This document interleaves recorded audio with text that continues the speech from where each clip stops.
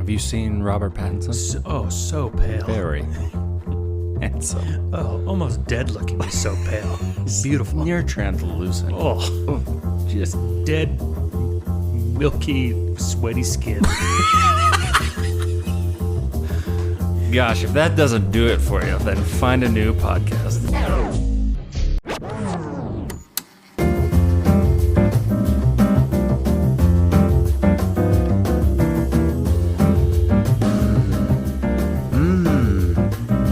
Welcome.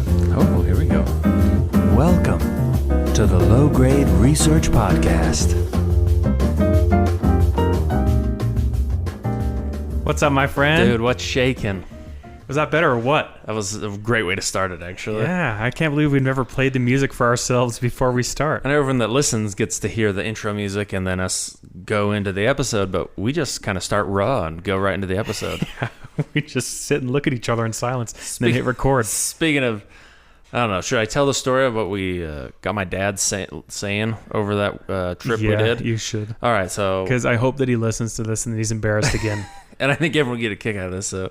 We taught my dad, we talked about a river rafting trip we did a couple months ago, and we got my dad, we introduced a new phrase to my dad, and that phrase is raw dogging it. And he did not know how to use it properly. Which we're not going to explain what that phrase means because this is a family podcast. It's not that type of podcast, yeah, but he was using it for everything. Yeah. I And mean, and that was our intention. Yeah. Like, he'd eat a pistachio and just be like, I'm raw dogging that pistachio. Dude, you got to calm down. Oh, he didn't stop for days. No, it was fantastic. It was pretty good. And we loved it. So thanks, Dad. Mm-hmm. How did that even come up? Because we just talked about having a raw intro, how we don't listen to our music like that. Yeah. And I was like, speaking of raw... Well, it's like, it's because it came up because of didn't it come up because people have been saying, like, I've been raw dogging that flight or whatever? Oh, like on the trip. You're talking about when we... Yeah. Because someone had asked us about if we'd seen that new trend where people are raw dogging flights. Yeah. Which means aren't up on that trend, it's just where you sit through an entire flight, no music, no television. You just watch the plane tracker on the screen in front of you for the duration of your flight. And the longer the flight is, the more... I guess the more raw you are. It's terrible.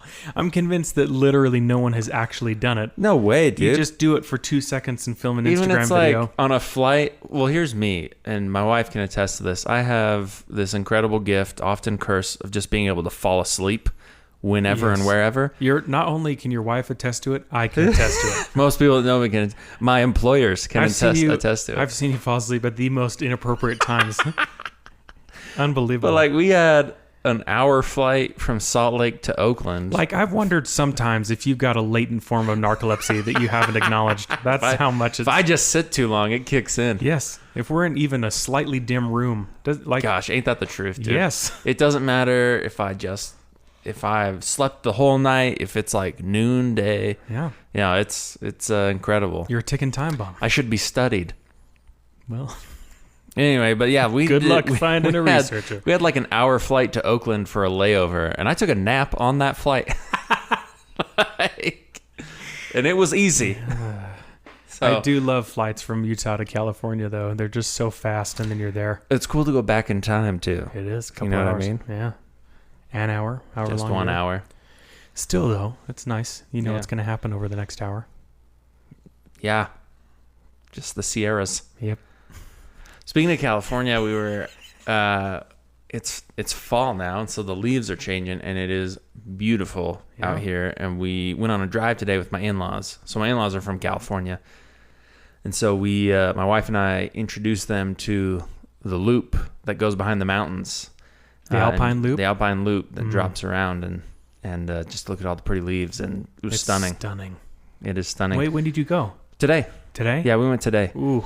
And honestly, we probably should have given it probably early next week will be perfect. Yeah. There was still plenty of leave change and everything, but I think next week will be a great time to go. I wondered how it would look because we were, when we're recording this last Sunday, I we went up with my wife's family up AF Canyon just to have a little barbecue and stuff up there.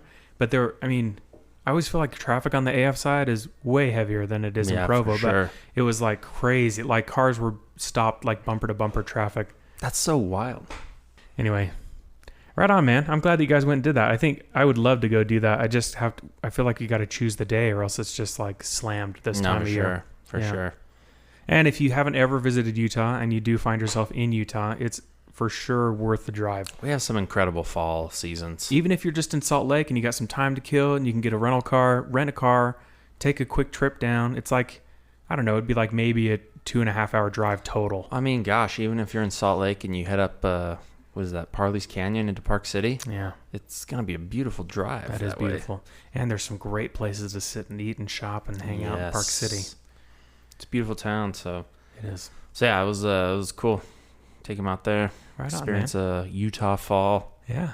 Not just the uniseason California that they've been accustomed to. Yeah, that's true. Their dry season and wet season is just whether or not you've gone to the beach. That's right. Yep.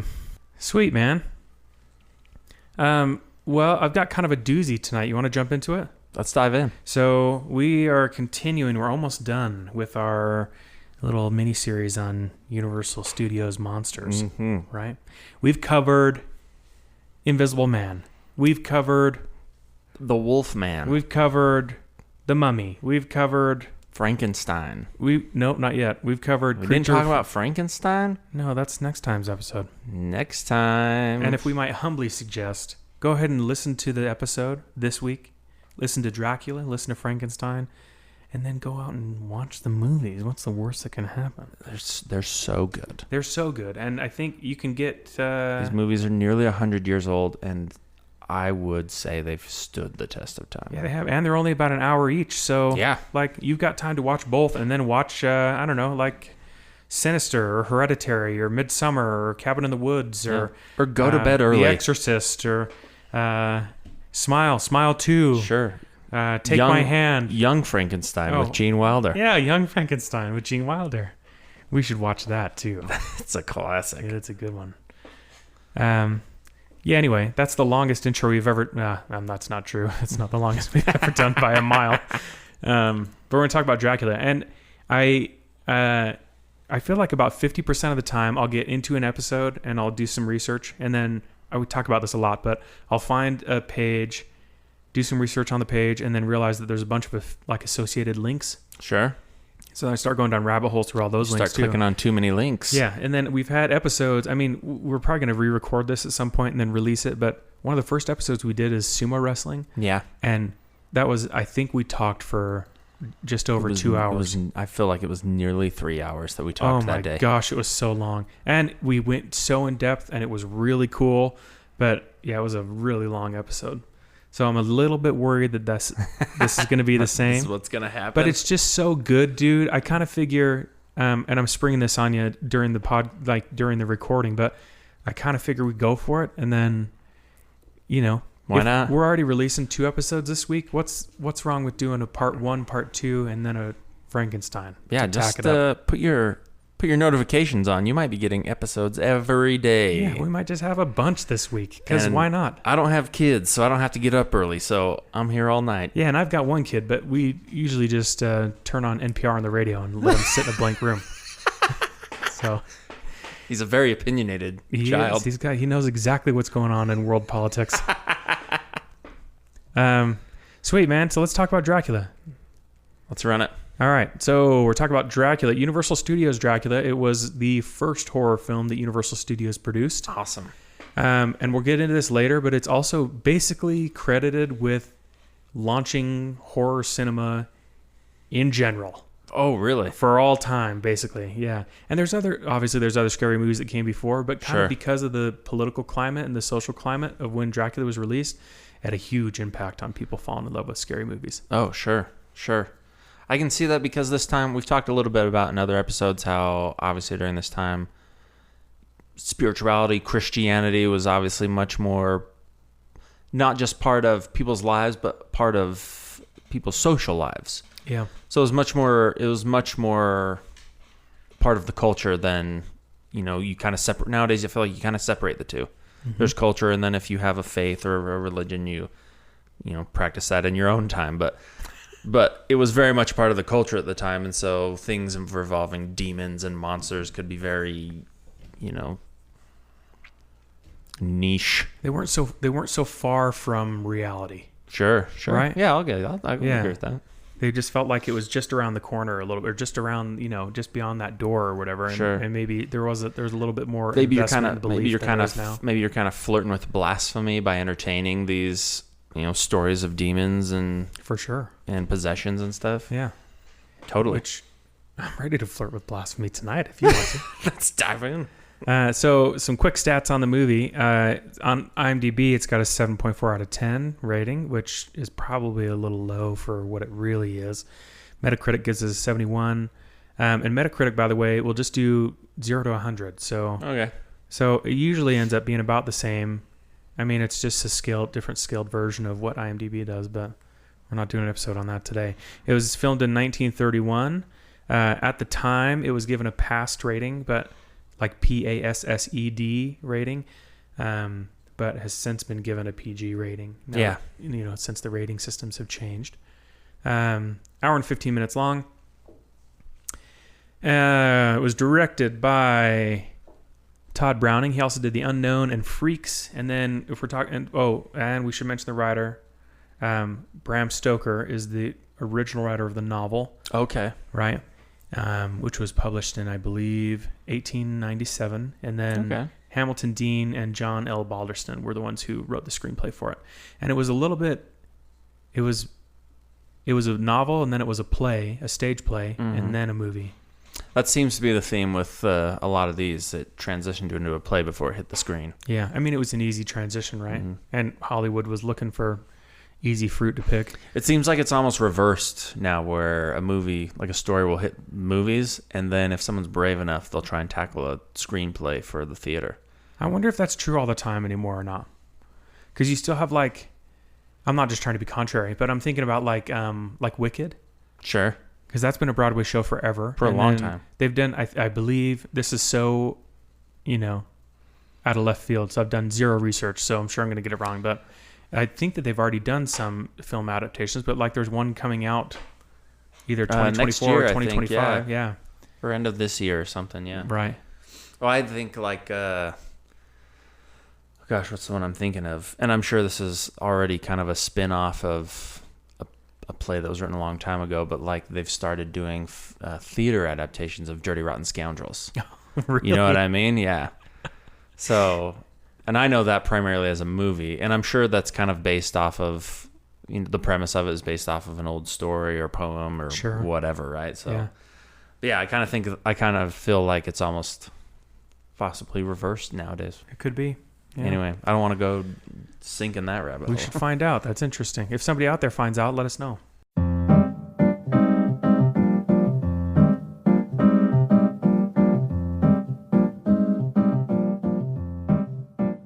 Anyway, top billed cast. So you have Bela Lugosi, who we'll talk more about Bela specifically because he has kind of a sad story a little bit. Ooh. And he's obviously very famous from Universal. Very famous, but it kind of ruined his career, this role. Ooh. Yeah. A real Jack on the Titanic type situation. Oh, no. He died sinking into cold water when he had plenty of room to sit on that door. Yeah. He could have been saved. It's crazy, the parallels here. We also have Helen Chandler, who's Mina. We have David Manners, who's John Harker. We have Dwight Fry, who's Renfield. And then we have Edward Van Sloan, who is Professor Van Helsing. Which, as a total side note, have you seen... I mean, we're going to watch this movie together and then review it for our sister podcast, which is Third Row Critics. Mm-hmm. So check it out. But let me find a picture of Professor Van Helsing in the 1931, because when I saw him, the only person I thought of was Dr. Farnsworth on Futurama. Can you see it? I can't. It's the glasses. Look at that. It's the glasses for me. Even to the point I looked it up to see if that was the original inspiration for him, because he looks just If there was an actual live version of Dr. Farnsworth, that's him. That would be it. That's old hilarious, Abe Van Helsing. Anyway, so we got those guys. So I want to tell you maybe kind of what the setup is for this episode, because there was so much, like I said, in-depth information. So I want to talk a little bit about, I'm going to weave a narrative, okay? Sure. I'm going to take you on a journey. Paint me a tapestry. And the journey is going to stretch everywhere from the United States, across the pond to England, across smaller ponds into Eastern Europe, Transylvania, Romania, Hungary, right? We're going to go on a journey here, my friend. We're going to talk about... My passport expired. That's good. Crap. That's good. Eastern Europe's famously known for being super welcoming for international travelers that don't have documentation. Terrific. Yeah, great. We're going to talk about the movie, then I want to talk a little bit about the novel, where the movie came from, and then because this is such a rich tapestry that we're going to weave in terms of history, I want to talk about who they thought the original inspiration for Dracula was. We're going to talk about Count Dracula himself, and then we're going to dive into some folklore about horror films and culture and vampires and stuff like that. Cool. Sound good? Yes. That's why I mean it might be a two-parter, so we'll see how we feel. All right. So we talked a little bit about the film details. I want to talk a little bit about, I guess, the context of the release. So I mentioned earlier that it kind of single-handedly launched horror films. And there were other horror films for sure, like Nosferatu is another really well-known vampire movie. And Nosferatu was an illegally made version of Bram Stoker's Dracula. Because they made it was by a German director. He didn't have the rights for it, so he made it, and it was, he just made it after he read the book or whatever. But Dracula for Universal Studios in 1931 they bought the rights, I think, if memory serves, for $40,000, which I didn't get the conversion on that, but I feel like that's pretty good. Should we find out? Yeah. I feel like that's not bad.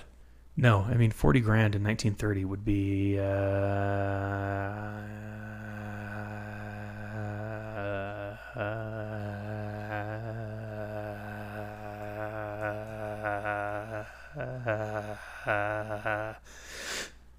$791,000. Yeah. That's pretty good. That is pretty good. I mean, I think they probably pay out more than that for rights to certain stories. Sure. Gosh, we should do an episode on that too. I bet that's fascinating. But yeah, $750,000 isn't bad to watch your movie get made. So it was, came out in 1931. So there's kind of some other pretty major things happening, especially in the United States during that time. And I think we touched on this a little bit in other episodes this month, but the Great Depression, right? Totally. So, we're kind of climbing out of that. Yeah. And so we have the Great Depression. And so this horror films, kind of more than other films, ended up being like a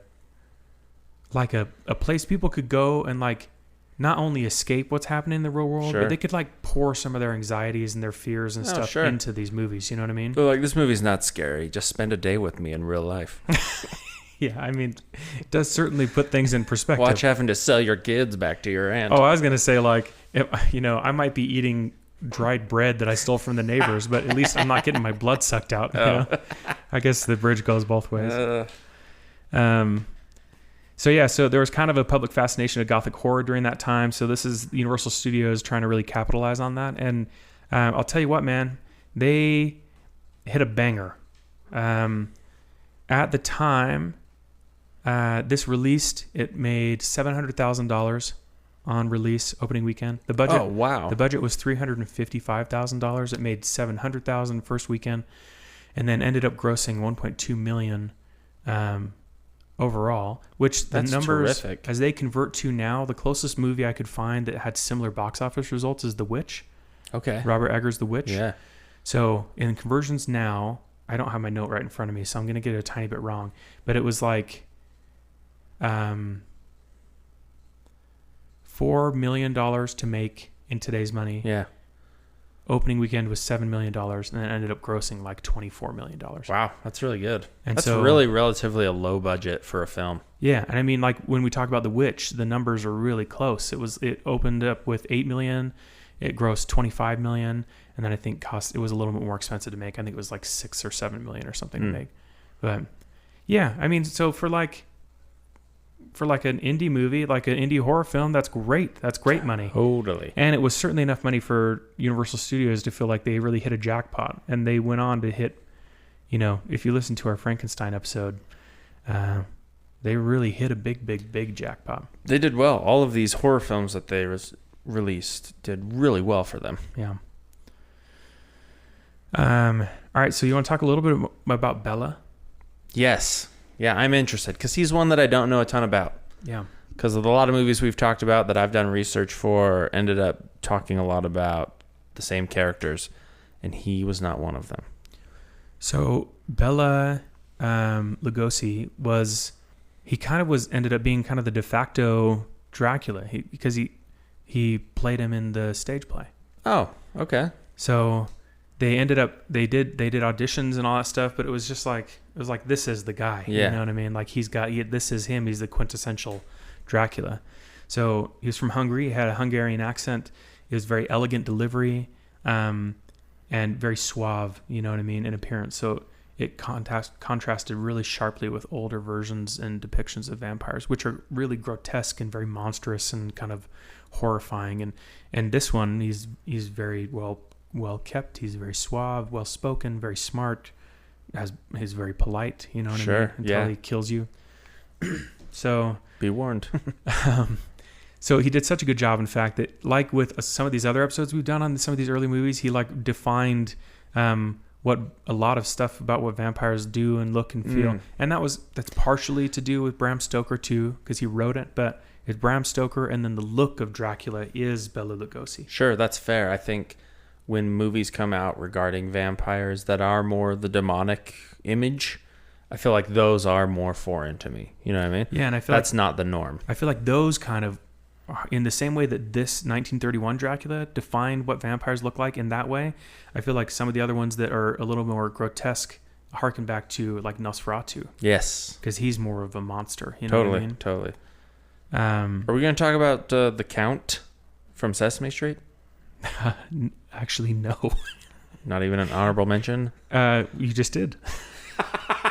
There you go. Yeah. Moving on. Check out Sesame Street, everybody. There's like 7,000 seasons of Sesame Street, so tons of screen time to check out the Count. I'll give you a warning, though. He does basically the same thing every episode. He counts. So I want to talk a little bit more about Lugosi because this was a huge rise into popularity, and then was really not a good thing for him. So he's like the first fallen star. Kind of. Well, not even fallen, I guess, but blacklisted? No. Typecasted. Okay. Oh. Yeah. Okay. So he did such a fantastic job. He became so synonymous with Dracula that he really could only get roles as like Dracula. Sure. So he's like 1930s Daniel Radcliffe. Yeah, kind of. Yeah. You only see Harry Potter. Or actually, I think probably the most applicable, and shoot, I just forgot his name. I was just going to say Edward Norton, and that is not it. And then I thought Edward Snowden, and that is for sure not it. Robert Pattinson. I was so close with both of my guesses. You're thinking Edward Cullen. I was. So I think probably he's maybe even Robert Pattinson or Taylor Lautner rather. Even Kristen Stewart. I feel like everybody that was in the Twilight movies kind of ended up it really kind of negatively impacted their career, and they didn't act in other stuff for a while, right? Anyway, but Bela, he's really severely typecasted, so he was either Dracula or really similar versions of Dracula in other opportunities. And then because he was so closely associated with Dracula, eventually he really wasn't offered anything because they weren't really making Dracula movies. That's so tough because it's such a slap in the face, at the same time such an amazing compliment to your career. You played this role so well and created such a iconic character that you can no longer do anything else. Yeah. So, and he even at one point kind of took a step back from doing film acting and then went back and reprised his role as Dracula on the stage. And then it really just double down on this image that that's all he was, So like he had issues with substance abuse, health issues, all kinds of stuff that really kind of tarnished his reputation and then made it kind of difficult for him to find consistent work. So he's known now as like this kind of cult icon, but his life really was really hard, So opposite of Dracula, who had a really famously easy life. Yeah. Brutal. So did he die? I mean, eventually, yeah. Oh. It wasn't like he OD'd? It wasn't tragic? I mean, he could have. I didn't get into it far. that deep. But All right. he lived to 73, died in 56. All right, that's pretty good. So, anyway, all right. So, in terms of the film, so there's a couple of things that distinguish the film, right? So, it was really heavily influenced by German Expressionism, which is like really striking shadow work, exaggerated sets, kind of nightmarish and distorted and stuff like that. And even you see, like I've only watched the first half of this movie in preparation for our other show, but in the show you kind of like see Renfield show up to Dracula's castle, and like it's like this giant castle in ruins, and all of this stuff is very much at play. And in fact, it's like just a word of warning. It's a super like dark movie, like in terms of how much light there is. Not I mean like in terms of the content, it's also dark, sure. But in terms of like how much light there is. So we had to turn off all the lights in our house to even like get a good look at things that were happening. Anyway, so they tried to use pretty minimal special effects, and then one of the notable things of this movie is that it's missing music. So it pretty much doesn't have music for most of the film. So it ends up being like when there's like intense moments, it's also intense because it's very silent during the movie too. And personally, I found this a little bit hard to listen to because it's not really silent. You're listening to old microphones that have like a lot of background hum. Totally. So it's just like things are happening and the background hum is so loud that it almost is difficult to listen to the dialogue of the movie. Oh, sure. Yeah. I get that. Yeah, I wrote absence of music highlights crazy background noise, which is unbearable. So in terms of the legacy for this particular movie, so it was an out-of-the-box or box office success, rather. It cemented horror as a genre. It essentially launched horror as a genre, and then it was super profitable in Hollywood. So it also led to kind of a frantic push to create a whole bunch of other stuff from Universal Studios. Yeah. Which is mostly the stuff we've already talked about. Right. You get Frankenstein, The Mummy, The Wolfman, and then all of those had like their own spin-offs. I mean, by 1935, didn't they released at least one per year, didn't they, of like a horror film? I mean, for a couple of years, it was for sure that way. That we have Frankenstein in 31, The Mummy 32. This one, Dracula, was also in 31.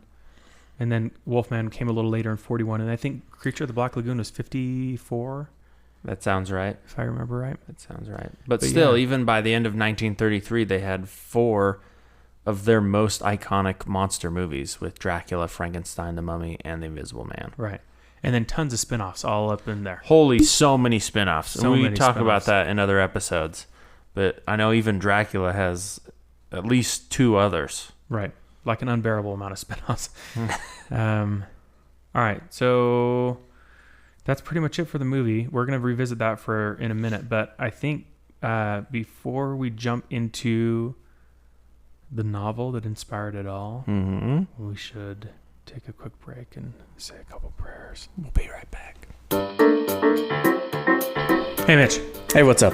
You ever found yourself standing in front of a dishwasher with no idea how to use it or install it? Yeah, more than once. Have you ever been devastated to learn the dresser you bought from IKEA wasn't delivered pre-assembled and the only tool you own is a pair of scissors? That's why I don't own a dresser. Are you ignoring the incessant beeping of your smoke detector and blaming it for your failing marriage? Yeah, but that's just because I took the batteries out for the remote. Well, for everything, including your marriage, look no further than GHM Handyman work for all your home care needs. No job is too big or too small. Listen, folks, jokes aside, there are 2 big problems you'll face when looking for a handyman. The first is the white-hot embarrassment knowing you can't change your smoke alarm battery and your marriage is falling apart. The other thing, and this is a big one, not knowing who to trust. Dear listener, you know us. We know you. You listen to the Low Grade Research Podcast for verifiable facts that you can trust. So you can trust us when we say you won't find a more honest, hardworking, and customer-oriented handyman out there. If he can't fix it, he won't sleep until you're happy or your money back. So if you live in Utah County, get your free quote today. Call Matthew with GHM Handyman Work at 385-375-4162. That's 385-375-4162. Mention our podcast for a discount on your next service. GHM Handyman Work, your one-stop shop supplying serious solutions for all your home repair needs.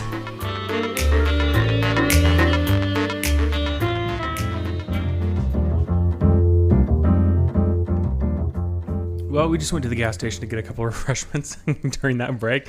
And then I told you how much left I was planning to record. And then we realized that we'll be here for 6 hours. So we're going to go through a couple of these things fast and probably omit some stuff. All right, sounds good. But I do think it's important to talk a little bit about the novel, where this came from. So novel was published in 1897. And the plot's basically the same as the movie. So the idea is that it's written different, but the plot is essentially, I don't think we even talked about the plot, but we haven't yet, no. Essentially, Dracula lives in Romania in an old rundown castle, but like wants fresh blood and new experiences and whatever. So he contracts with a real estate agent to... Can you not relate with the guy, though? I mean, I get it, bro. I get it. The big city. Lots of necks. Big ones, small ones. All the necks. All kinds of necks.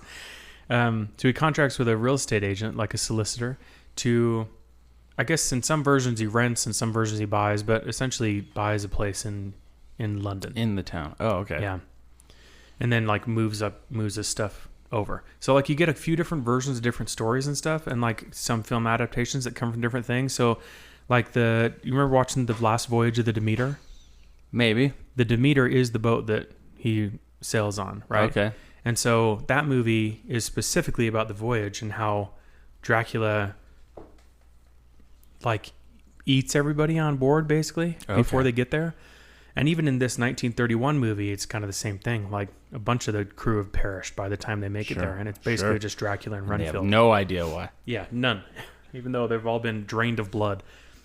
So yeah, so basically, and then he shows up in London and then kind of gets a love interest, and then the love interest is Mina, and then Jonathan Harker is Mina's betrothed. So it's Jonathan trying to save Mina. That's essentially the story, right? Sure. So the book is basically... Tale as old as time. Tale as old as time. Book is basically the same as the movie. So Bram Stoker took a lot of influence from Transylvanian and Eastern European folklore about vampires and undead spirits and stuff. Also took inspiration from literature like Mary Shelley's Frankenstein, Sheridan Lee, I'm going to butcher this, Sheridan Le Fanu, Carmilla, a novel about a female vampire. And then he was also inspired by like two real life characters. Interesting. That I want to talk about too.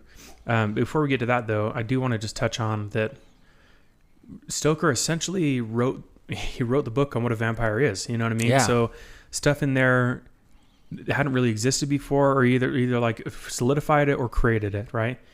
For kind of generations to come. So things like weakness to sunlight, his ability to shapeshift into a bat, his need to drink blood to survive. Also, his book introduced the idea that, and we talked about this a little bit, that like the vampire could be chic as well as a monster instead of just like a horrible monster.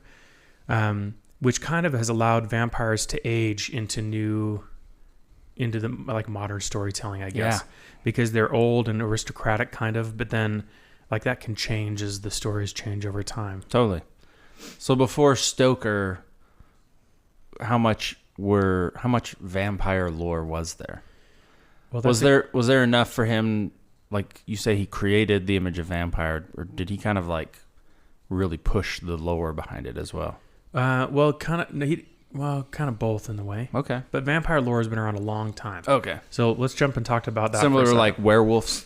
how we talked about they were a thing, but then really popularized and pushed with the stories and movies. Okay, right. Cool. So the idea of what we know, what we think of like Count Dracula as, is kind of created by Bram Stoker.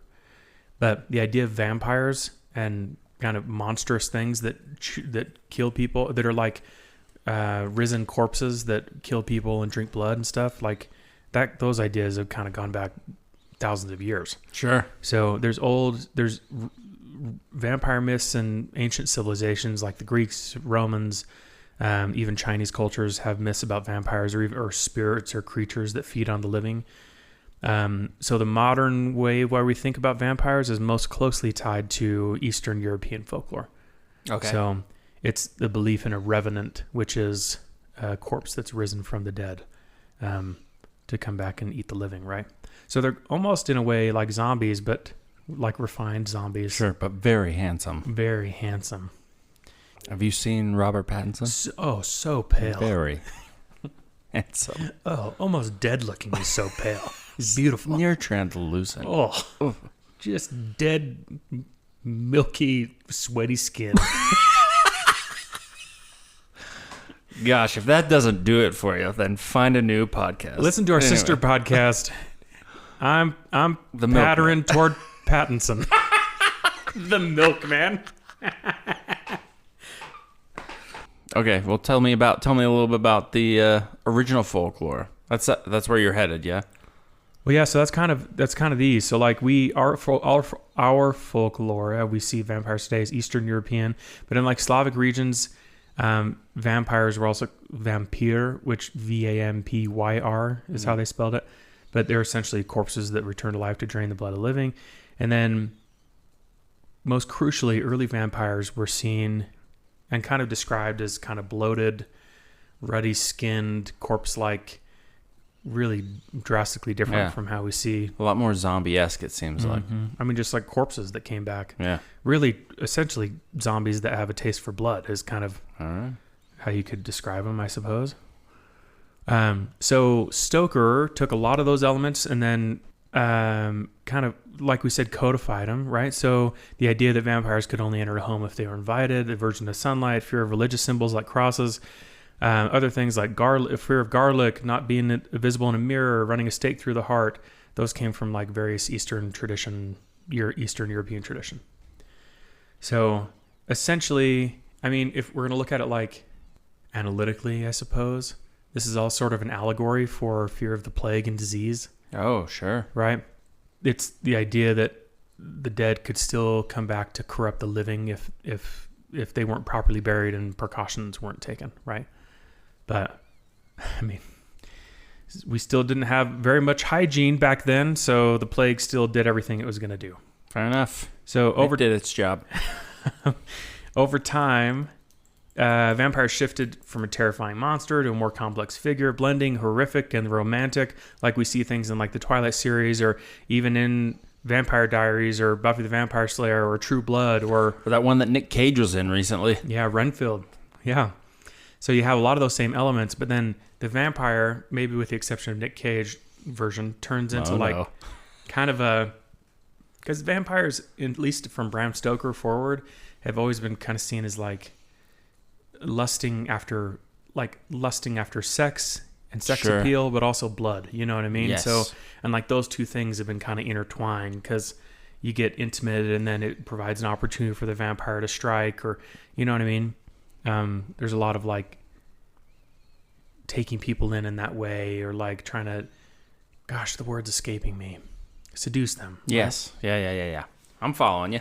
Vampires are also kind of now portrayed as sort of tragic figures. So they're cursed with immortality, but they're disconnected from human experience. They're part of this world, but they're not part of this world. There's things that they can't experience and will never be able to experience again. You know what I mean? Yeah.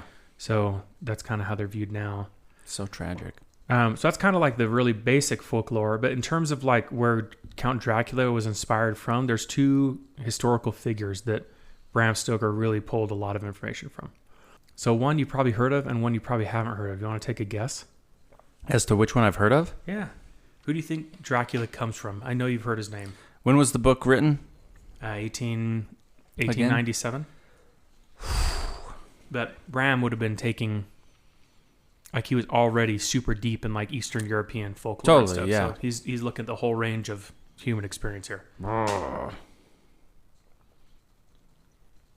I got nothing. You ever heard of Prince? like the Like musician? The Prince, no, like the Prince Harry. Yeah, Prince Prince Harry. George. Whoever the Prince milky, was at the sweaty time. skin, Once again, translucent another milky, tall person of interest. The Milk Boys. That's the club we're going to start. Robert Pattinson and Prince Harry. Right at the top of the list. Fanboys. And Ozzy Osbourne. RP. That's what we call their fan club. Yeah. All right, you were just about to say Vlad the Impaler. he was a real person? Yeah. Do you not know about Vlad? No. I I think- always just thought that was a fictional character that came no. up in some of these stories. He was a real person. A real person. What a dope name. I know, really dope. The thing is now, he's like almost known in like historically, Vlad the Impaler is known more famously as kind of original quote unquote Dracula than he is for being Vlad the Impaler. But For all the impaling. this dude, so this guy, just a quick run through on him. He's born in 1431. He's Vlad III, and he was a ruler of Wallachia, which is a region in modern-day Romania. So he's known for brutal defenses against the Ottoman Empire and his use of impalement as a method of execution, right? Oof. So essentially, I mean, you can look up pictures of this. I wouldn't recommend it, but he would stick a big post in the ground and then sharpen the tip, and then they would just basically like pull a person Onto it. Oh my gosh. like clear through, right? Oof. Terrible. Oh, or Vlad. sometimes not clear through, but Sure, but It- enough is enough. yeah, even a tiny bit's arguably too much. So, Dang. so Vlad got the nickname Dracula, which is son of the dragon, because his father, Oh, cool. was of the Order of the Dragon, right? Yeah. Yeah, really cool. So he had kind of a fierce reputation against the Christians and the Ottomans, kind of like all on his own. So there were a few legends around him that involved him drinking blood of his enemies, which probably contributed to association with vampirism. And so kind of in his own right, his violent reign of terror was legendary on its own. But like I said, his connection to the myth of Dracula and vampirism kind of... he's kind of almost more famous for that now, I suppose. That's right? crazy. So Considering what he's done, to be more famous for being Dracula. being kind of a vampire, yeah. than just stabbing a whole bunch of people through with Wild. posts. To having a nickname like Vlad the Impaler and yet being known for something else. It's crazy. It's crazy. It's like that's like if the main dude on Pawn Stars is known more for running a burger joint in LA or something. Yeah, he makes a mean burger. Yeah. Yeah. Oh, he also has this massive show where he rips people off of their lifelong possessions. Hilarious. Yeah. So that's Vlad. So there's one other that kind of that he based this on is Elizabeth Bathory. Was it his mother-in-law? Oh, yikes. Classic mother-in-law joke. Classic joke. I need to make a Keep 'em public coming. service announcement. I love my mother-in-law. Yeah. Except when the mic's not on. That's not true. She's gonna listen to this. No, and he does. She's great. But it's just a classic joke. All right, He's never keep said going. a bad thing about her. Except the stuff that he does. So Elizabeth Bathory. So she was born in the 16th century, which is 501 to 1600. She was a Hungarian noblewoman, and she's kind of infamous for, well, buckle up, Impaling? allegedly torturing and killing hundreds of young girls, earning her the nickname the Blood Countess. Oh my gosh. So she ran kind of like a... Gosh, I'm forgetting the word. What's up with me tonight? Orphanage. No, it's like a... Secondary school. Is that the right word for it? I think Like a secondary girls' school? Yeah. I think that's right. Where you go to learn manners and how to become a woman and etiquette and all of those things. I think we're close enough. I think it's close. I don't think we quite hit it, but a finishing school. Finishing school. There you go. I was going to get there in the end.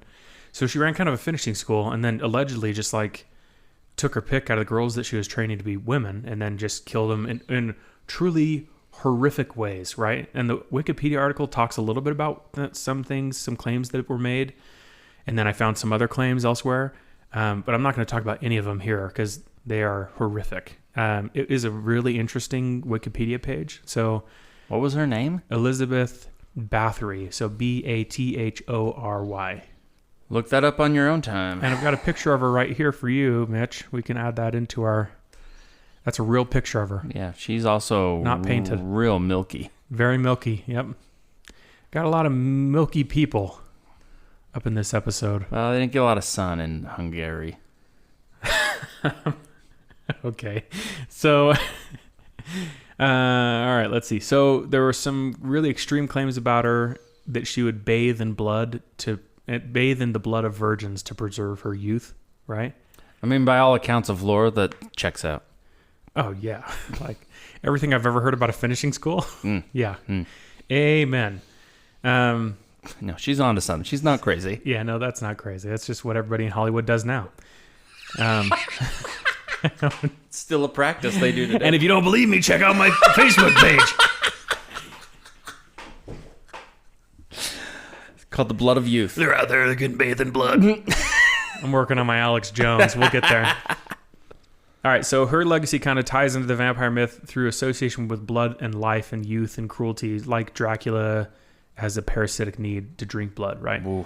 And then in terms of like her persona, it blends elements of sadism, aristocracy, supernatural horror, all of that kind of stuff. So it's likely that these two were kind of the main sources of inspiration for like the person Dracula and the personality of Dracula, and then obviously we have like all the folklore that comes from all over the place to kind of tie it all together, right? Truly, as I read about this, I can't even imagine the excitement that Bram had to be stumbling into all this and kind of creating it and like feeling it come together, because it's such a rich history and a cool story, you know what I mean? So anyway, wish it could be me. First, if I get a time machine, first thing I'm going to do is kill Bram Stoker and take all of his notes. All right. Should we take a quick break and then talk a little bit more about County Drac and a little bit of pop culture? We'll be right back.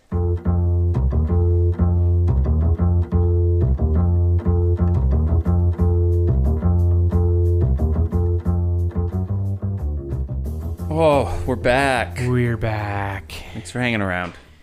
Okay, where did we leave off? We were talking about blood and death and also milky dudes. Right? Yeah, that's about it. Thanks for tuning in, Thanks folks. for tuning in. Check out Milky Boys. Milky Boys. Milk Boys. Oh, the Milk Boys. Yeah. That could be a pretty decent band. What kind of music would they play? The Milk Boys. I just feel like they're a cover band. For? Just general cover band for the 50s. It's got to be more specific. Kind of like the Milkmen of the 50s, but Milk Boys. Like Leonard Skinner, but covers only in like classical piano. It's a genre we didn't know we needed. Well, I think we still don't, but someone's made it out there, I'm sure. So we just finished talking about Elizabeth Bathory. Yep, and Vlad the Impaler, who was known for a lot more than just impaling. Vlad? Yeah. Like what? Did you look it up? Oh, like you just told us. He's known for pretty much being Dracula. Oh, yeah, I mean, like, kind of. But it really is like a combination of Elizabeth Bathory and Vlad that makes Dracula, right? Sure. And also crazy Eastern European superstitions. Yeah. But we just finished talking about them. We did just finish talking about them. So, all right. So I want to talk a tiny bit about Count Dracula, the man, the myth, the legend, right? Okay. Because there's some stuff like, I don't know. We'll just get into it. So Bela Lugosi's portrayal obviously was very charming, aristocratic. Nosferatu was very monstrous, right? But in the 1931 movie, a couple of things were emphasized really heavily. So like Dracula's hypnotic power over people, his very refined demeanor, ended up kind of portraying him as both a seducer and a predator, right? Sure. Because he had all those powers. In fact, there's one scene, we'll talk about it in the other show, but there's one scene in this movie when he first gets into London. And like, there's just like a bunch of people out on the streets, right? Just like tons of people out. and he just walks up to some random lady selling flowers, and she says, "Flowers for your buttonholes." What? Oh, okay. Yeah, but I heard something different for sure. I was like, oh, interesting that they did that. I guess they do that here. But he walks up to her and then like stares at her. And then the special effects in the movie, they shine a light on his eyes to make it look like they're glowing. So he just like stares her down. And then like they never show like the act of him biting or killing, right? Because it's an old movie. But like he leans in and then it fades away. But like in full view of literally everybody in London could just turn and look. Afternoon. Yeah, I'm pretty sure the Prime Minister was right there. It didn't do nothing. He's good. So this movie also, for Count Dracula himself, introduced a couple other motifs that would become pretty iconic. So like his cape, dramatic entrances, the contrast between kind of the darkness of his figure and the brightness of his victims. Oh, sure. And then the aristocratic kind of layer also plays into themes of like class distinction and stuff in the movies. So the vampire kind of represents the upper class, and he's preying upon the lower class and middle class kind of a thing, right? Totally. Those are the people that are out and about and stuff. Essentially, a 1931 version, if we haven't already covered this explicitly enough, like they essentially set the standard for what vampires would look like moving forward. So modern interpretations like Gary Oldman's portrayal of Dracula in the remake for Bram Stoker, which, by the way, I'm a massive fan of Gary Oldman. I haven't seen anything he's done that I haven't enjoyed, and he's truly like can become another person, in the words of Dana Carvey. But so Gary Oldman's Dracula or Lestat in Interview with a Vampire. So all of those things kind of like blend in elements of romance, danger, aristocracy, kind of essentially created by Bela Lugosi. Yeah. All right. So kind of in terms of like a cultural legacy moving on, so Dracula's character became kind of a symbol. I mean, we're talking about like the analysis in the movie again, right? So kind of it's not only a symbol for like plague and death and stuff like that, but also kind of exotic and dangerous others, and others are in quotes. So like the idea of an outsider who's going to come and corrupt and invade like what you have around you, the familiar. Okay, sure. So because of his predatory nature, which is both physical and sexual, we also pull out themes of control and foreignness, hidden threats, all of those things within society, right? So essentially, on top of all the stuff that he symbolizes in horror and culturally speaking, socially speaking, it's essentially become this kind of timeless symbol of fears about morality and power and fragility of life and all of those things, right? Which are all themes that come up in essentially every other portrayal of any vampire at all. Yeah. In film. Very cool. So I just want to touch on kind of the impact on cinema and horror movies and stuff, and then that's kind of where we leave it. But so like I mentioned right at the beginning of the episode, this movie kind of, if it can be credited for single-handedly launching horror as a franchise and a genre, it certainly played a super heavy role in it, right? So, and this movie in particular established tons of core elements that are used in horror cinema. It's moving forward. So things like atmospheric tension, kind of gothic settings, the use of fear and suggestion rather than explicit violence. And we see those things in tons of movies now. I mean, there's plenty of movies that have explicit violence for sure, but then you get like Long Legs. Oh, yeah. There's a lot of scenes in Long Legs. I mean, there's some violence in Long Legs, but there's a lot of scenes where there's just the threat of it and the threat of danger, either I guess physiologically, sexually, or like spiritually, being it just around him. Leaves your mind to create what's happening, right? Which can be just as terrifying. For sure. We've got some crazy minds. We've talked about this a little bit, but Universal monster movies pretty much introduced these recurring characters that have had a explosive impact on pop culture. And that's, kind of the core four, I guess, would be Frankenstein, Dracula, the Mummy, and the Wolfman, right? Mm-hmm. But we've seen them all throughout everything. And in fact, there's still movies that are being made. There's another Wolfman movie coming out First of next year. Next year, 2025, January. So they still continue to make them. There was an Invisible Man that was really recently made. There was a really horrific mummy that was recently made. We're trying not to dwell on that. Freaking Tom Cruise let us down. Anyway.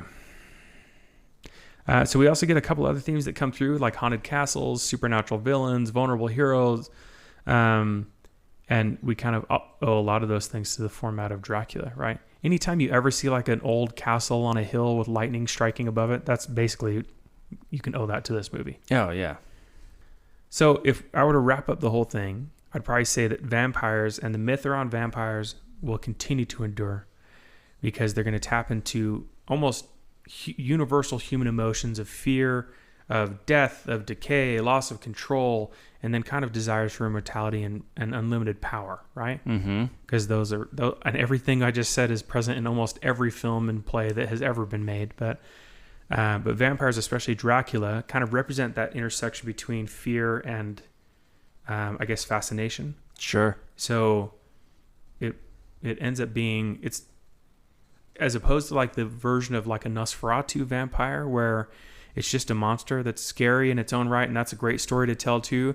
But like the Dracula version of it is like, it's such a deep well of like psychological and kind of social anxieties that are coming through. Sure.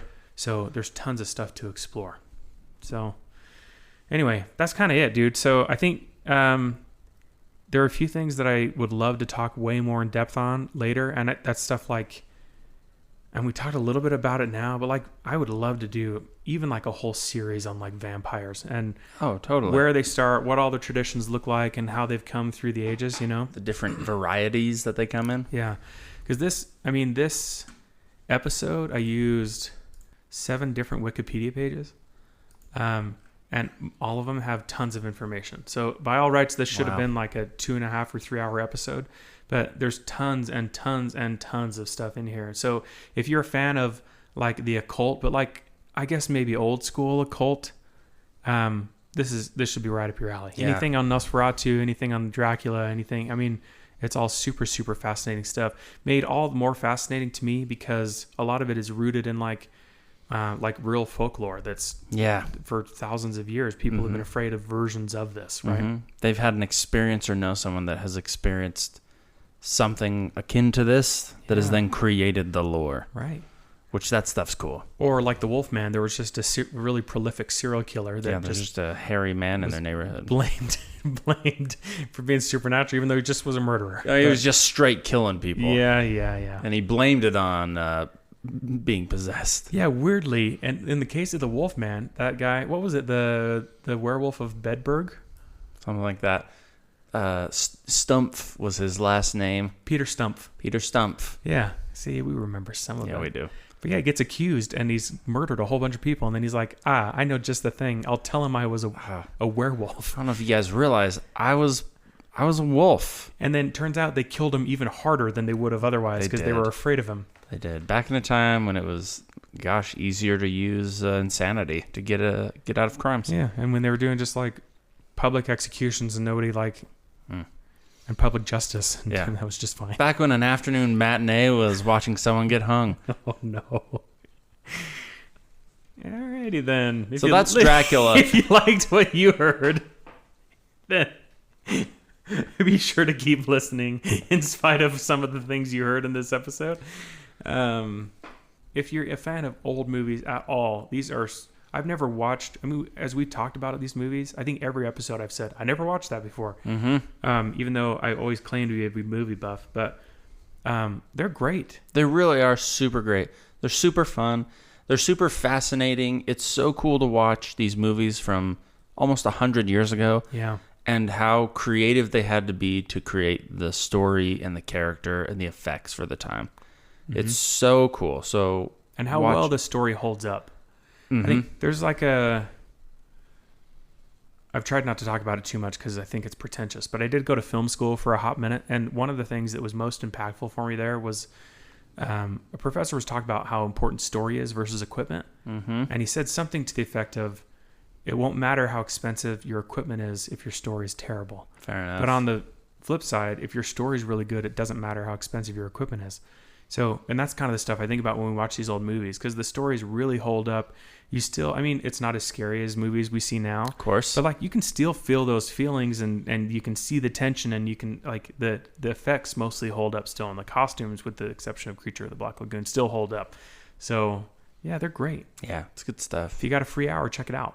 So, well, yeah, I mean, if you guys have suggestions for a show, you have suggestions for the show, things we can do better, things you want to see different, guests you would like us to throw a Hail Mary and invite. We've already sent invites out to Nick Cage and David Spade, Adam Ray, President Barack Obama.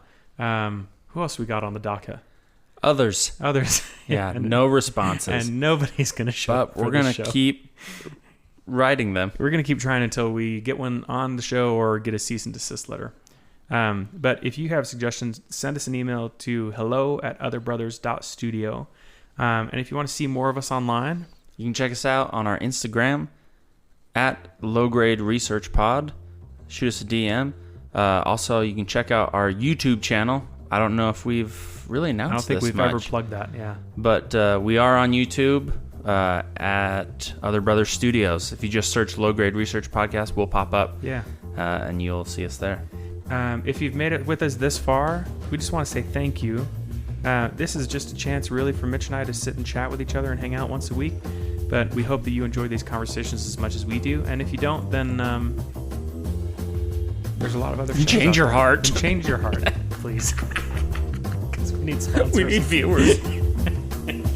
All right, man. Good Thanks, to see everyone. you. Catch you next week.